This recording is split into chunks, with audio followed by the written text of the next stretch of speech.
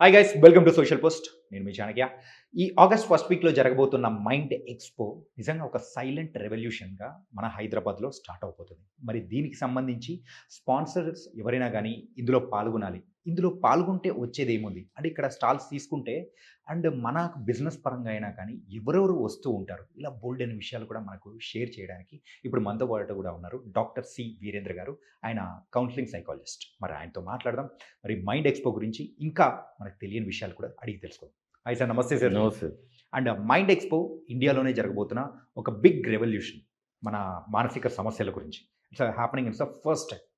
మరి ఇక్కడ స్పాన్సర్షిప్ చేయాలి అని అనుకుంటే ఎందుకు చేయాలి సార్? మెయిన్గా ఎవరెవరు వస్తూ ఉంటారు అండ్ స్పాన్సర్షిప్ చేయడం వల్ల వాళ్ళకి వచ్చే బెనిఫిట్ ఏంటి? Okay, first is a big revolution అన్నాము. రైట్. ఒకటి as a part of the society, as a part of Indian content, what we need to believe is that ఈ రెవల్యూషన్లో ప్రతి ఒక్కరిని మనం భాగస్వాములు చేయడం, that is first as a responsible పర్సన్గా.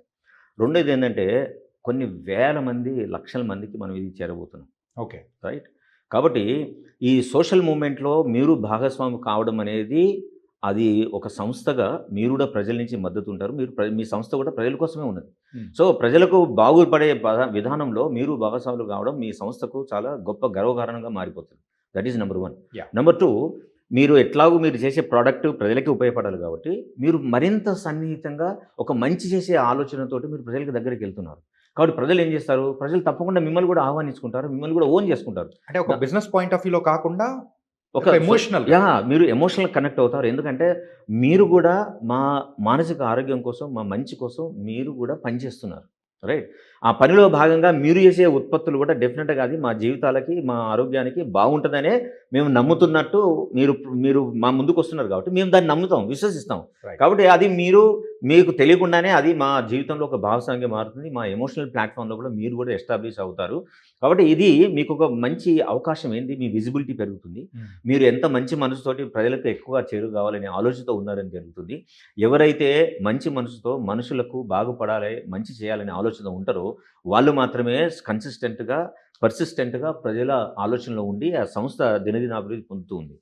ఏ సంస్థ అయితే ప్రజలకు వ్యతిరేకంగా చేస్తుందో ఫస్ట్ రైజ్ అవుతుంది కావచ్చు, గొప్పగా ఉంటుంది కావచ్చు, but within no time అది పడిపోతూ ఉంటుంది. ఒక సంస్థ మనిషి జీవిత కాలం పాటు నిలబడగలుగుతుంది అంటే డెఫినెట్గా అది మనుషుల జీవితాలతో, వాళ్ళ విలువల్ని, వాళ్ళ ఆలోచనల్ని వీళ్ళు కూడా ఎప్పుడైతే దాన్ని పాటిస్తూ ఉన్నారో అప్పుడు మాత్రం నిలబడుతుందని మనం గుర్తించాలి. కాబట్టి మీ బిజినెస్ని దీనిలో భాగస్వాములు చేయడం వల్ల మీ స్వకార్యము అలాగే బిజినెస్ కార్యము రెండూ చేరడానికి అబ్సల్యూట్గా చాలా ఉపయోగకరంగా ఉంటుంది. మానసిక ఆరోగ్యానికి మద్దతు ఇవ్వడం సిఎస్ఆర్ మాత్రమేనా? సిఎస్ఆర్కు చాలా వైడ్ స్పెక్ట్ ఉంటుందండి. సమాజానికి ఎట్లా ఉపయోగపడాలి అనే ఆలోచనతోటి సిఎస్ఆర్ అనేది ప్రతి కంపెనీలో పెట్టబడడం జరిగింది.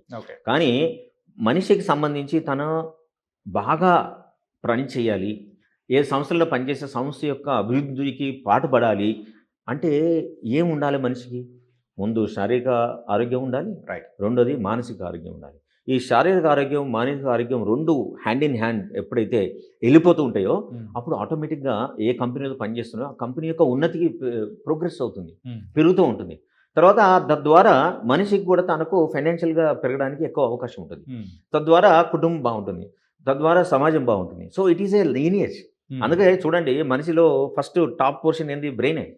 సో మానసిక ఆరోగ్యం ఇది కదా ఫస్ట్ మనకు ఉండాలి.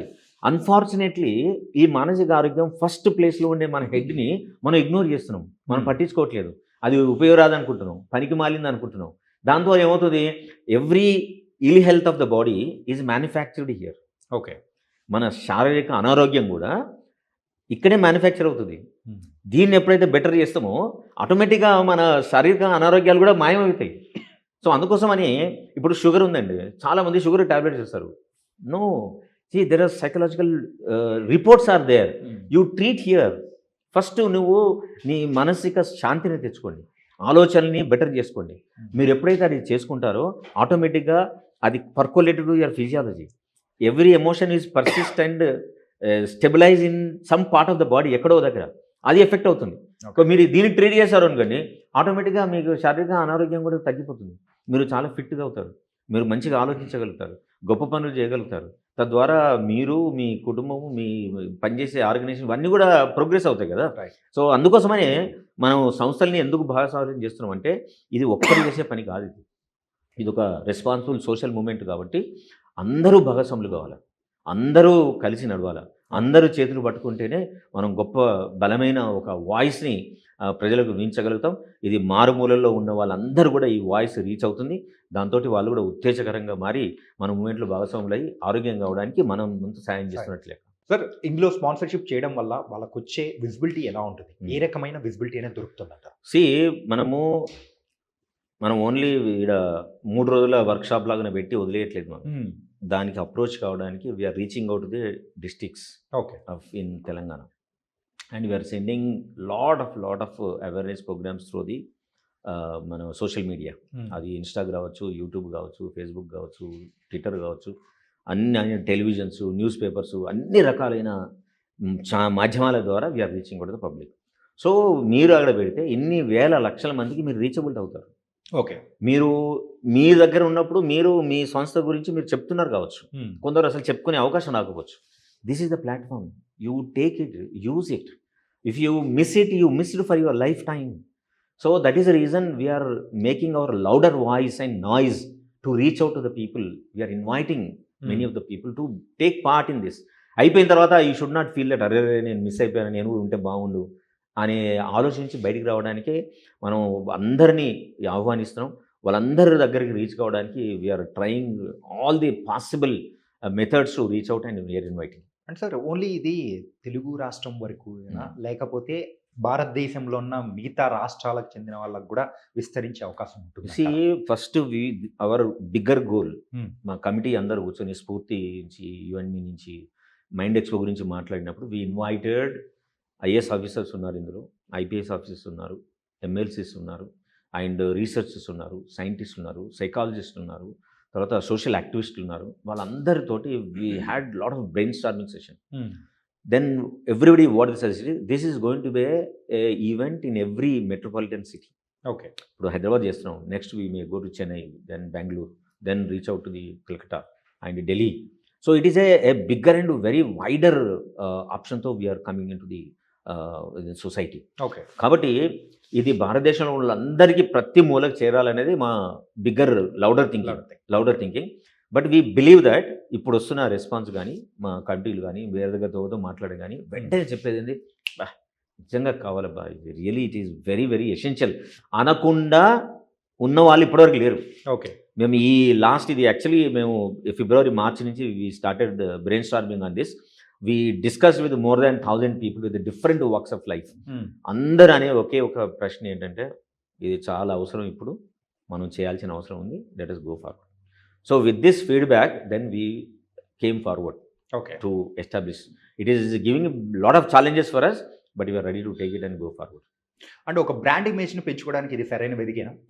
డెఫినెట్ కదా. ఇప్పుడు కొన్ని వేల మంది ఇక్కడికి వస్తారు, కొన్ని లక్షల మందికి మీరు రీచ్ అవుతారు, మీరు ఇందులో భాగస్వామి అవుతున్నారు, రైట్? సో మీ విజిబిలిటీ పెరుగుతుంది. మీరు ఏ సర్వీస్ చేస్తున్నారో మీరు పాంప్లెట్ ద్వారా కానీ, మీ మెసేజ్ల ద్వారా కానీ మీరు వాళ్ళకు అందించే అవకాశం ఉంటుంది. సో డెఫినెట్గా రకరకాల ప్రాంతాల నుంచి వచ్చిన వాళ్ళు మీరు ఎక్కడో మూలలో ఉంటారు, ఎవరికి తెలియదు. మీరు అక్కడికి వచ్చి ఇక్కడ కనబడే, ఓ ఇది అరే నిజమే, ఇది వీళ్ళ సర్వీస్ కూడా బాగున్నాయి, so why don't we take it అనే అవకాశాన్ని మీరు వాళ్ళకి కల్పిస్తున్నారు కదా. ప్రజలకు మీరు కల్పిస్తున్నారు, ప్రజలు మీకు కల్పిస్తారు. So it is all win win ప్లాట్ఫామ్లో నడుస్తుంది. కాబట్టి మీకు డెఫినెట్గా ఇది విజిబిలిటీ పెంచుతుంది, మీ బ్రాండ్ వాల్యూ పెరుగుతుంది. ఎందుకంటే మీరు మంచి కాజ్కి వెళ్తున్నారు, ఒక మంచి అవకాశం కలిగిస్తున్నారు, ప్రజల యొక్క బాగు కోసం మీరు పాటుపడుతున్నారు. కాబట్టి ఇంతకంటే గొప్ప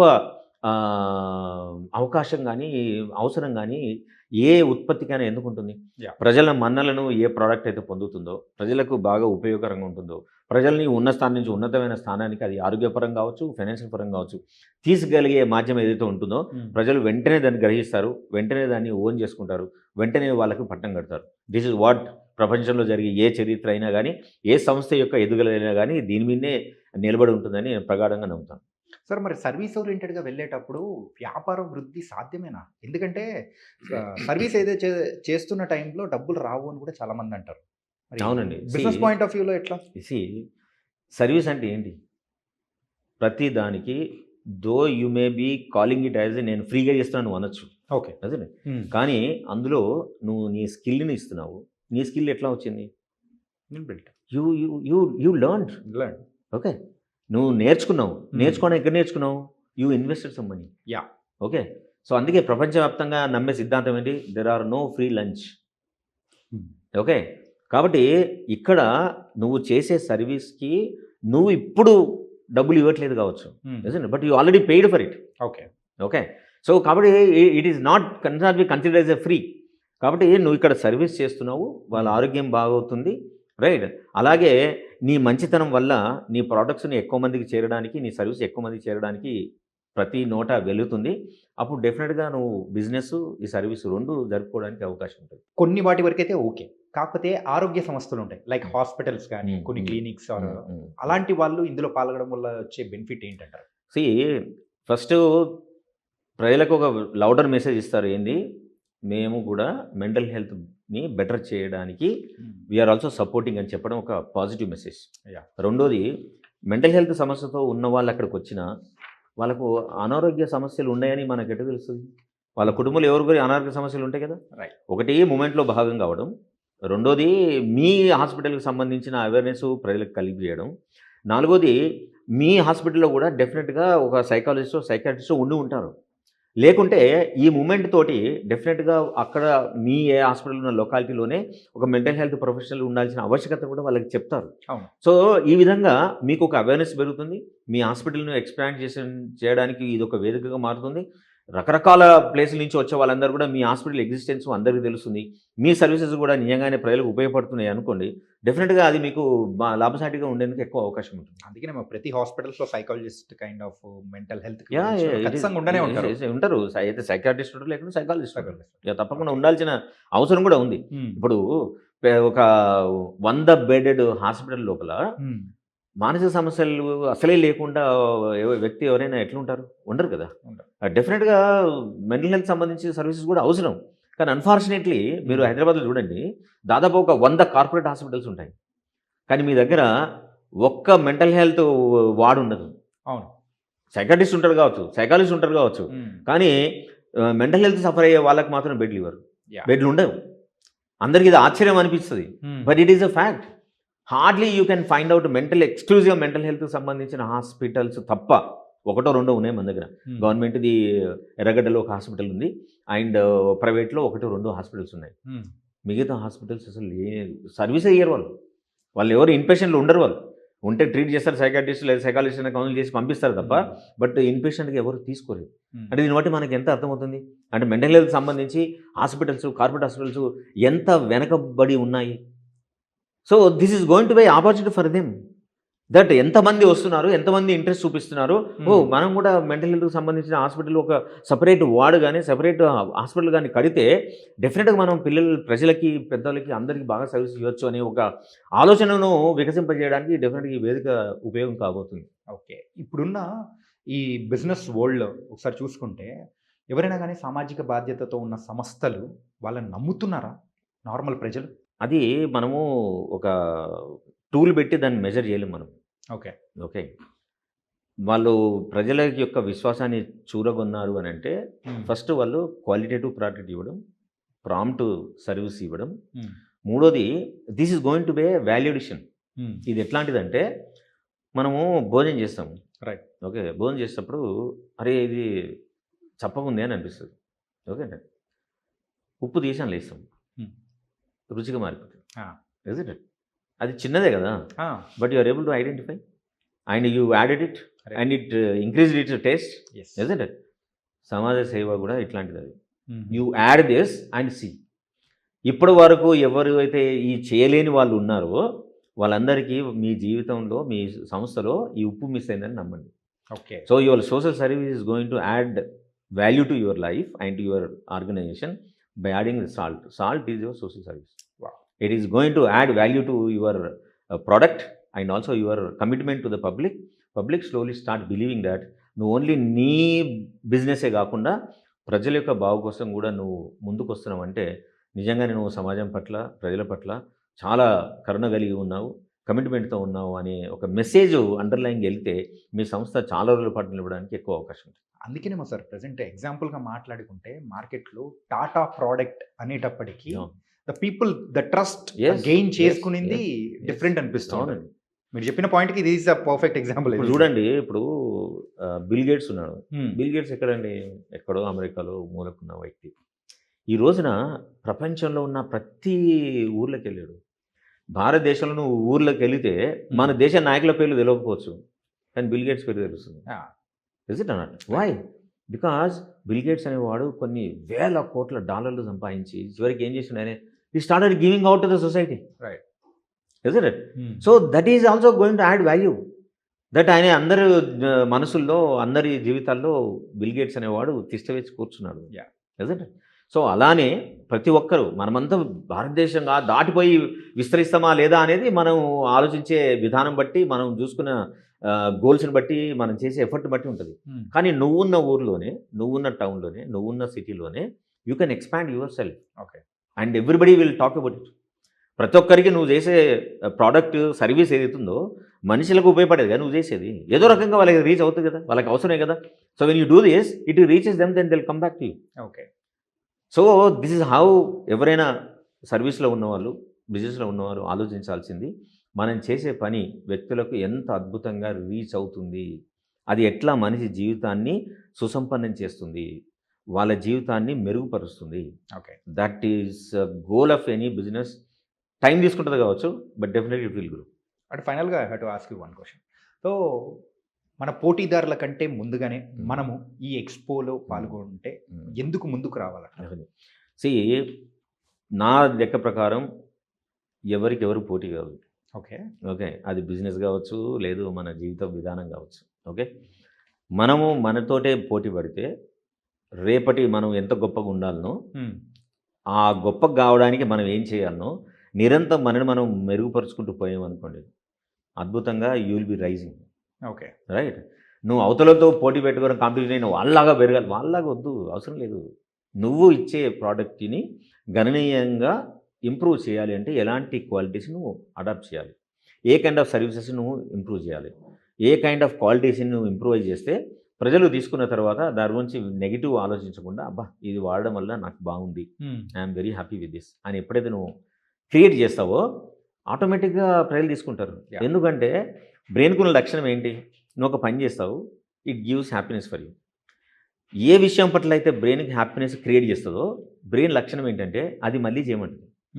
సో నేను మళ్ళీ కొంటా ప్రోడక్ట్, మళ్ళీ నాకు సంతోషం వస్తుంది, నేను మళ్ళీ కొంటా. సో ఇట్ రిపీట్స్ కదా.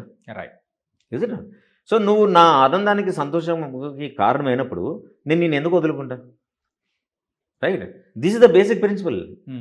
రైట్. కాబట్టి నువ్వు ఎవరితో పోటీ పడకు, నీకు నువ్వే పోటీ పెట్టుకొని అవతలి వ్యక్తులు సర్వీస్ ఇచ్చినప్పుడు నేను ఎంత వాళ్ళ ఆనందంలో, వాళ్ళ జీవితంలో నేను భాగస్వామి అవుతున్నానని ఆలోచించు. You will see how you progress and you see how people will own you. Yeah. So అలాంటి వాటిని, అంటే అవకాశాన్ని సాధించుకోవాలంటే mind expo is the mind perfect. Yes, ఇప్పుడు ఉన్న కాలం లోపలే మాత్రం mind expo is going to be one of the best and platform where you can present yourself. Right. ప్రజలకు ప్రజలకు ఒక బలమైన విశ్వాసాన్ని కల్పించవచ్చు. నేను ఒక ఈ రెస్పాన్సిబుల్ సోషల్ మూమెంట్ లోపల నేను భాగస్వామి అయ్యాను. ఓకే. రైట్. నువ్వు ఇచ్చే 5,000 few thousands of rupees within no time they evaporate, but the impression, సమాజం మీరు వేసే ఒక ముద్ర, it is going to be forever. So nice sir. And మెయిన్గా స్పాన్సర్స్కి కానీ, సో ఈ మైండ్ ఎక్స్పో ఎందుకు ఉపయోగపడుతుంది, ప్రజల మనస్సులో ఎమోషనల్గా కానీ ఎంత లోతుగా చొచ్చుకుపోవచ్చు అని చెప్పేసి చాలా చక్కగా వివరించారు. Thank you so much sir. Thank you.